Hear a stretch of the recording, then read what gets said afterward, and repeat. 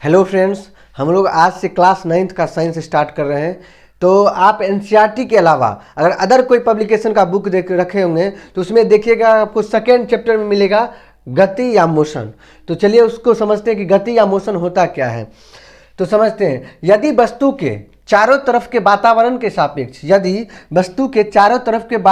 सापेक्ष वस्तु की स्थिति बदल जाती है तो क्या कहलाता है? वस्तु गति में कहलाती है।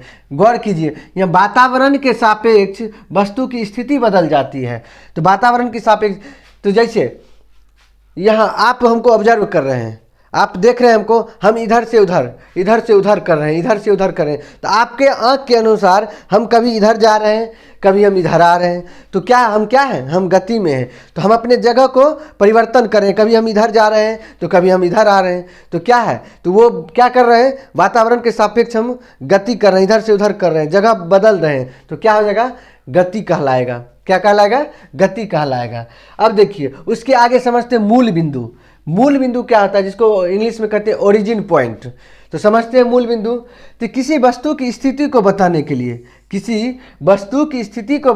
लिए हमें एक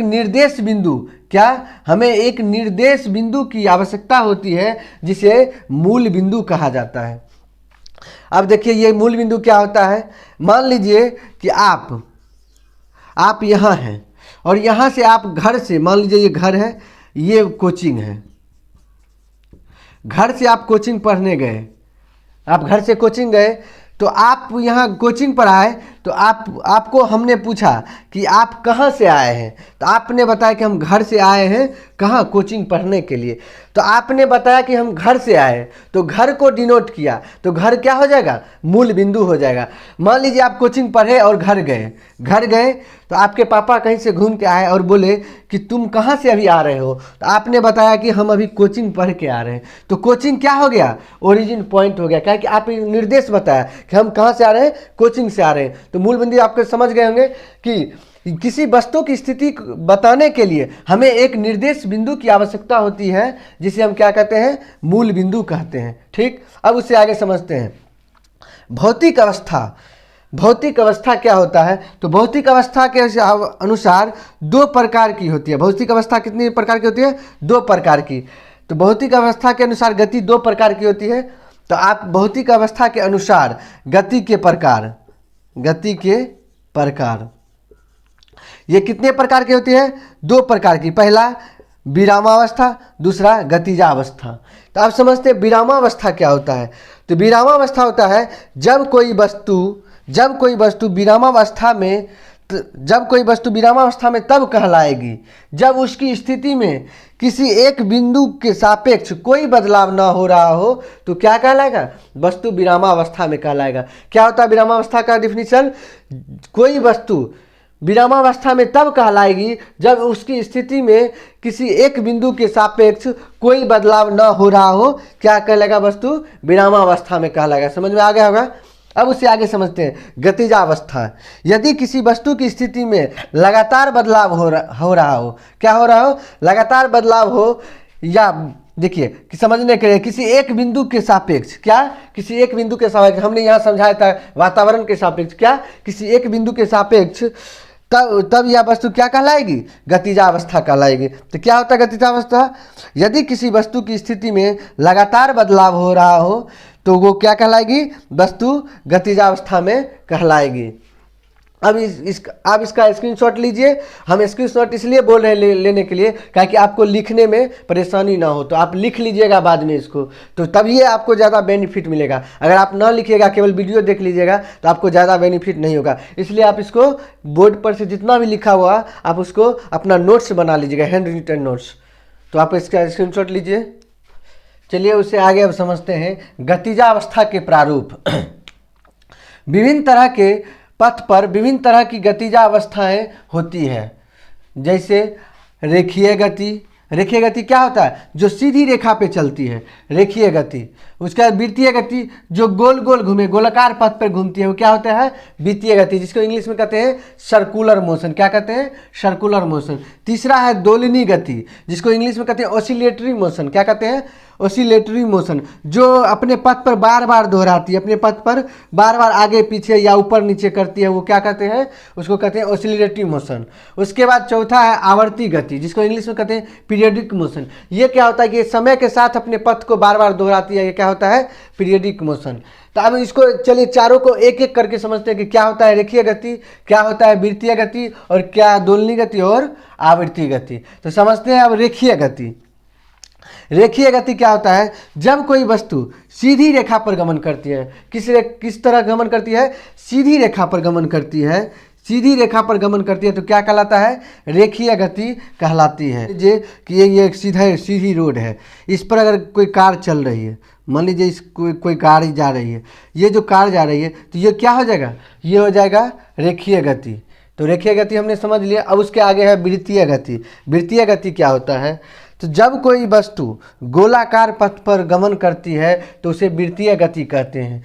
क्या होता है, जब कोई वस्तु गोलाकार पथ पे घूमती है तो उसको क्या कहते हैं, वृत्तीय गति। मान लीजिए जैसे ये है, जैसे आप देखेंगे टावर झूला, टावर झूला पर जब आप बैठते हैं तो ये कैसे घूमता है, इसे घूमते रहता है, ये घूमते रहता है, तो ये क्या है, ये वृत्तीय गति पर घूमता है। जैसे मान लीजिए कुछ, जैसे ये देखिए, ये धागे को देख लीजिए, जैसे ये है, ये जो इसको हम देखेंगे, ना कि इस पूरे पाथ को, इसको देखेंगे। ये देखिए, ये जब घूमना आरंभ करेगा, ये जो घूम रही है, इस किस पथ पर घूम रही है, गोलीय पथ पर। जो धागा का जो मेन बंडल है, ये किधर घूम रही है, खुल गया, लीजिए। तो ये किस पथ पर घूम रही थी, तो ये वृत्तीय पथ पर घूम रही थी। तो हमने समझ लिया। अब उससे आगे समझते हैं दोलनी गति क्या होती है। तो जब कोई वस्तु, तो पहले वृत्तीय गति का उदाहरण देख लेते हैं। तो सूर्य के चारों ओर पृथ्वी की गति, सूर्य के चारों ओर पृथ्वी भी गति करती है, वो भी क्या है, वृत्तीय गति है। जैसे ये सूर्य है, ये सूर्य, और इसके चारों ओर पृथ्वी क्या करती है, गोल गोल गोल गोल चक्कर घूमते रहती है, इसे घूमते रहती है। ये क्या होता है, ये वृत्तीय गति का उदाहरण है। कभी कभी आपको क्वेश्चन में ये मिल जाएगा। उससे आगे समझते हैं दोलनी गति किसे कहते हैं। तो जब कोई वस्तु अपने पथ पर आगे पीछे क्या करता है, आगे पीछे गमन करती है, या ऊपर नीचे, या क्या करता है, आगे पीछे या ऊपर नीचे करते हुए अपने पथ को बार बार दोहराती है, तो उसकी गति को क्या कहते हैं, दोलनी गति कहते हैं। जैसे झूले की गति, दीवार के पेंडुलम की गति, और जैसे आप सिलाई मशीन का देखते हैं ऊपर नीचे करते रहता है, वो भी किसका उदाहरण है, वो भी दोलनी गति का। दोलनी गति क्या होता है, जब कोई वस्तु अपने पथ पर आगे पीछे या ऊपर नीचे करते हुए अपने पथ को बार बार दोहराती है, तो उसकी गति को क्या कहते हैं, दोलनी गति। जैसे इसका एग्जांपल में देखिए, तो आपको दिखाते हैं। जैसे ये मान लीजिए, ये आपका झूला है, आप लोग को इस पर बैठाएंगे। पहले आप इसको एग्जांपल में समझिए। देखिए ये झूला है, इसको हम छोड़ दिए, ये आगे पीछे करने लगी, तो ये आगे पीछे कर रही है, तो इसको कौन सी गति है, ये दोलनी गति है। कौन सी गति है, दोलनी गति है। तो आपने समझ लिया दोलनी गति क्या होता है, ये आगे पीछे करती रहती है, ये होता है दोलनी गति। तो दोलनी गति क्या होता है आपने समझ लिया। जैसे घर पे देखते होंगे दीवार घड़ी जैसे ये लगा रहता है, इसके नीचे एक पेंडुलम रहता है, तो देखते होंगे इधर इधर इधर इधर करते रहता है, ये आगे पीछे कर, तो वो भी किसकी उदाहरण है, वो दोलनी गति की उदाहरण है। तो इसका स्क्रीनशॉट लीजिए, इससे आगे हम देखते हैं। अब समझते हैं आवर्ती गति क्या होता है, जिसको इंग्लिश में कहते हैं पीरियोडिक मोशन। तो होता है जब कोई पिंड एक निश्चित समय अंतराल, इसमें क्या चर्चा कर दिया, निश्चित समय अंतराल के बाद अपने पथ को बार बार दोहराती है, तो उसकी गति को आवर्ती गति कहते हैं। क्या होता है, एक बार और देख लेते हैं डिफिनीशन। जब कोई पिंड एक निश्चित समय अंतराल बाद, इसमें देखिए समय को बॉन्ड कर दिया है, निश्चित समय अंतराल के बाद अपने पथ को बार बार दोहराती है, तो उसकी गति को आवर्ती गति कहते हैं। जैसे क्या था, दोलन गति। दोलन गति को मिटाए नहीं, इसलिए कि दोनों एक दूसरे से रिलेट है। जैसे देखिए दोलन गति में क्या था, बार बार दोहराती थी, लेकिन वो आगे पीछे, लेकिन इसमें कोई ये नहीं कि आगे पीछे ही करिए, किसी तरह रोटेट भी घूम सकते। मान लीजिए कि ये रोटेशन कर रहा है, जैसे में देखिए ये अगर घूम रही है, तो अगर 2 घंटा यहाँ से यहाँ घूमने में लगी, तो फिर दोबारा घूमने में इसको 2 घंटा ही लगेगा। तो ये किसका उदाहरण हो जाएगा, ये हो जाएगा आपका आवर्ती गति का उदाहरण हो जाएगा। अब उससे आगे समझते हैं, एक नोट में है, नोट इसको देख लीजिए क्या है, कि सारी दोलन गतियाँ क्या है, सारी दोलन गतियाँ आवर्ती गति होती है, परंतु यह आवश्यक नहीं है कि सारी आवर्ती गतियाँ दोलन गतियाँ हो। जैसे क्या होता है कि दोलन गति जो होता है वो केवल आगे पीछे या ऊपर नीचे करती है, लेकिन आवर्ती गति में होता है ये आगे पीछे समय के साथ, मतलब जितना समय आगे जाने में जितना समय पीछे, या ये गोल गोल भी हो सकती है या किसी भी तरह से होते हैं, लेकिन वो क्या है तो बार बार अपने पथ को दोहराती है, बार बार दोहराती है। जैसे ये गोल गोल भी जाके बार बार, मतलब गोलाकार भी घूम के वृत्तीय पथ पर भी जाके बार बार ये दोहरा सकती है। तो ये किसका उदाहरण हो जाएगा, ये हो जाएगा आवर्ती गति का। लेकिन दोलनी गति में क्या होता है, या तो ऊपर नीचे या आगे पीछे। इसलिए कहा गया है कि सारी दोलन गतियां आवर्ती गति होती है, परंतु यह आवश्यक नहीं है कि सारी आवर्ती गतियां दोलन गतियां हो। तो समझ में आ गया होगा। तो आज के वीडियो में बस इतना ही, मिलते हैं नेक्स्ट वीडियो में, तब तक के लिए धन्यवाद।